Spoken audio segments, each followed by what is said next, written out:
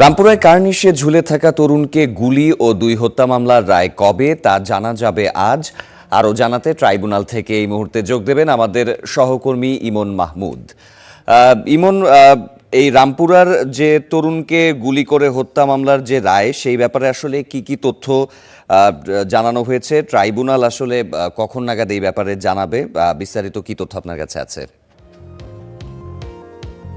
আমি আছি আন্তর্জাতিক অপরাধ ট্রাইব্যুনালে। এর আগে আন্তর্জাতিক অপরাধ ট্রাইব্যুনাল থেকে ৩টি মামলার রায় হয়েছে। এছাড়া আরেকটি মামলার রায়ের জন্য অপেক্ষমান রয়েছে, যে আবু সাইদ হত্যা মামলা।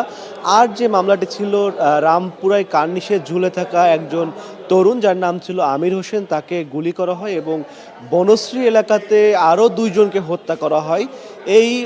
এই মামলার মূলত রায়ের জন্য অপেক্ষমান রাখা হয়েছিল। রায়ের দিন কবে নির্ধারণ করা হবে সে বিষয়ে জানানো হয়েছিল যে ১৫ই ফেব্রুয়ারি সেই দিনটি জানানো হবে। সেটি মূলত আজকে ট্রাইব্যুনালের পক্ষ থেকে জানানো হবে। ট্রাইব্যুনাল একের বিচারপতিদের যে প্যানেল রয়েছে, সেই প্যানেল থেকে মূলত এই ঘোষণাটি আসবে।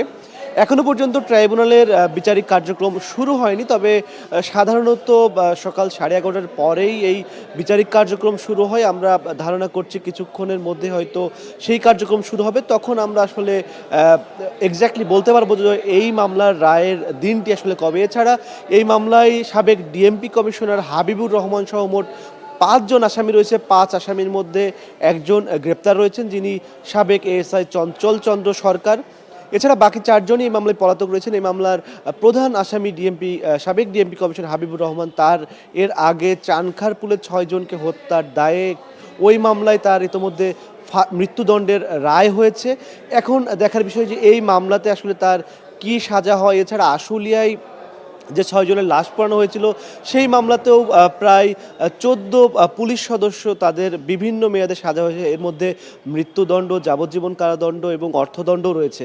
এখানেও প্রায় ৫ জন আসামি রয়েছেন, যার মধ্যে ৫ জনই আসলে পুলিশ সদস্য।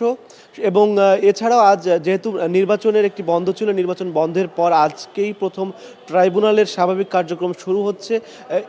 এই মামলাটি ছাড়া আরও বেশ কয়েকটি মামলা রয়েছে, তবে আজকে আলোচনায় রয়েছে মূলত রামপুরায় কার্নিশে ঝুলে থাকা তরুণ আমির হোসেন এবং বাকি যে ২ জনকে হত্যা করা হয়েছিল রামপুরার বনশ্রী এলাকায়, সেই হত্যা মামলার আসলে রায়ের দিনটি কবে সেটির জন্যই মূলত আজকের ট্রাইব্যুনালের দিকে সাংবাদিকরা বা অন্য আসামি পক্ষের আইনজীবীরা এখনও অপেক্ষায় রয়েছেন। এর আগে একটি তথ্য জানিয়ে রাখি যে গত ৩রা ফেব্রুয়ারি মূলত এই মামলার আসামিপক্ষ এবং রাষ্ট্রপক্ষের যুক্তিতর্ক শেষ হয়েছিল। সেখানে রাষ্ট্রপক্ষে বলা হয়েছিল, দাবি করা হয়েছিল যে যেন আসামি ৫ জনকে সর্বোচ্চ শাস্তি দেওয়া হয়, এবং আসামি পক্ষের আইনজীবীরা তারা বলেছিলেন যে তাদের যে গ্রেপ্তারকৃত আসামি রয়েছে চঞ্চল চন্দ্র সরকার, তিনি এই ঘটনার সাথে যুক্ত নয় এবং তার কোনো ভিডিও ফুটেজ, সরাসরি কোনো প্রমাণ প্রসিকিউশন দাখিল করতে পারেনি। এটি আসামি পক্ষের আইনজীবীর দাবি ছিল। তবে প্রসিকিউশন সেই বক্তব্য প্রত্যাখ্যান করে সর্বোচ্চ শাস্তির প্রার্থনায় জানিয়েছিল ট্রাইব্যুনালের কাছ থেকে। এখন ট্রাইব্যুনাল রায়ের দিন কবে নির্ধারণ করে এবং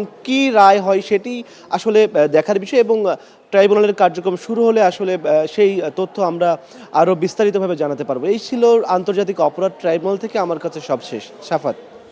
ইমন, যে ৫ জন আসামির কথা এখানে বলা হয়েছে, তাদের আসলে বর্তমান অবস্থান এই মুহূর্তে কোথায় রয়েছে?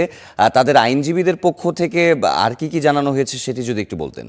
সাফাত, এখানে মূলত ৫ জন আসামি রয়েছে, যার মধ্যে ৪ জনই আসলে পলাতক রয়েছেন এবং একজন আসামি গ্রেপ্তার রয়েছেন, এসআই চঞ্চল চন্দ্র সরকার। তিনি জেল হাজতেই রয়েছেন এবং আজকে তাকে আন্তর্জাতিক অপরাধ ট্রাইব্যুনালে আনা হয়েছে।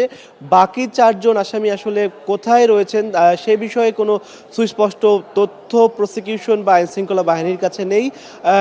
এর আগে মূলত যখন এই মামলাটির আনুষ্ঠানিক অভিযোগ দাখিল করা হয়, এরপর তাদের বিরুদ্ধে গ্রেপ্তারি পরোয়ানা জারি করেছে আন্তর্জাতিক অপরাধ ট্রাইব্যুনাল। গ্রেপ্তারি পরোয়ানার প্রেক্ষিতে পুলিশ আইনশৃঙ্খলা বাহিনীর পক্ষ থেকে তথ্য দেওয়া হয় যে একজন গ্রেপ্তার হলে বাকি ৪ জন পলাতক রয়েছেন। পরে তাদেরকে আত্মসমর্পণ করতে আন্তর্জাতিক অপরাধ ট্রাইব্যুনালের পক্ষ থেকে পত্রিকায় বিজ্ঞপ্তি দেওয়া হয়েছিল যেন তারা আত্মসমর্পণ করে ট্রাইব্যুনালে হাজির হয়। তবে সেই পত্রিকায় বিজ্ঞপ্তি প্রকাশের পরেও তাদের ৪ জনের কেউই এই ট্রাইব্যুনালে হাজির হয়নি। পরে তাদের ৪ জনের জন্য রাষ্ট্র নিযুক্ত একজন আইনজীবী নিয়োগ করা হয়।